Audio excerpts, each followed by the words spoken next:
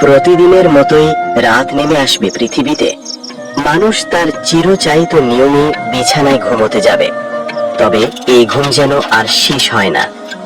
ঘন্টা যায়, দিন যায়, তবু সূর্য ওঠে না। মানুষ আতঙ্কে ছুটতে থাকবে। কেউ আকাশের দিকে তাকায়, কেউ মসজিদে এসে আল্লাহর কাছে কান্নাকাটি করে, আবার কেউ বিভ্রান্ত হয়ে বলে, এ কি জাদু, এ কেমন রাত। হঠাৎ ভোরের আভা দেখা দেবে। সবাই ভাববে এবার হয়তো সূর্য উঠবে, কিন্তু এটা কি হলো? মানুষের চোখ বিস্ফোরিত হয়ে যাবে।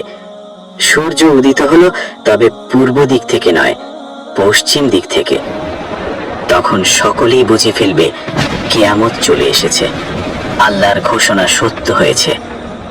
তখন মানুষ চিৎকার করে উঠবে আর বলবে, লা ইলাহা ইল্লাল্লাহ, আমি এখন ঈমান আনলাম। কেউ কাঁদবে মোনাজাতে, কেউ কাঁদবে সিজদায় পড়ে, কিন্তু তখন আর লাভ হবে না।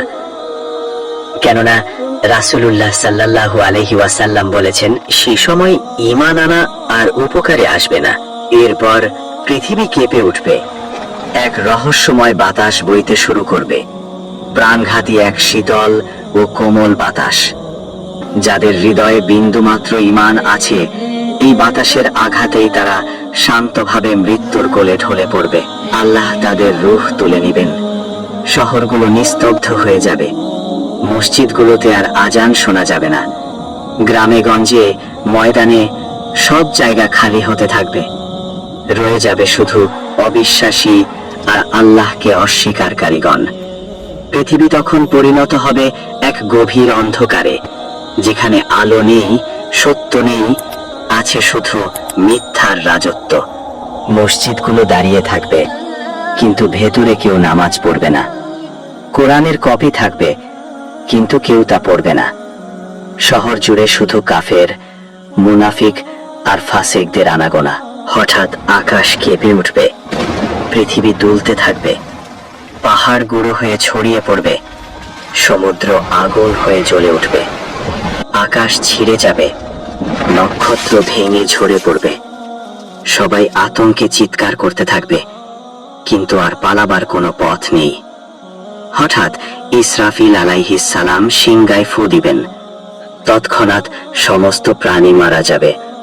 জমিন তার গর্ভে থাকা সমস্ত স্বর্ণরৌপ্য বের করে দেবে। পৃথিবী ও আকাশ ধ্বংস হয়ে যাবে, থাকবেন শুধু একমাত্র আল্লাহ। তারপর আসবে এক দীর্ঘ নীরবতা। কত দিন, কত বছর তা কেউ জানে না। সবকিছু নিস্তব্ধ, শূন্য। এরপর আল্লাহ আবার ইসরাফিল আলাইহি ওয়াসাল্লামকে আদেশ দিবেন, ফু দাও। তিনি আবার সিংগায় ফু দিবেন। মৃতরা জীবিত হয়ে উঠে দাঁড়াবে, কবর ফেটে মানুষ বের হবে। আকাশ থেকে আল্লাহর ঘোষণা আসবে, সবাই জমায়েত হও হাসরের ময়দানে। এভাবেই শুরু হবে মহাবিচারের দিন, যেখানে প্রতিটি আমলের হিসাব নেওয়া হবে। আল্লাহ আমাদের সকলকে পৃথিবী থেকে সেই মহা কঠিন দিনের প্রস্তুতি গ্রহণ করার তৌফিক দান করুন। আমিন।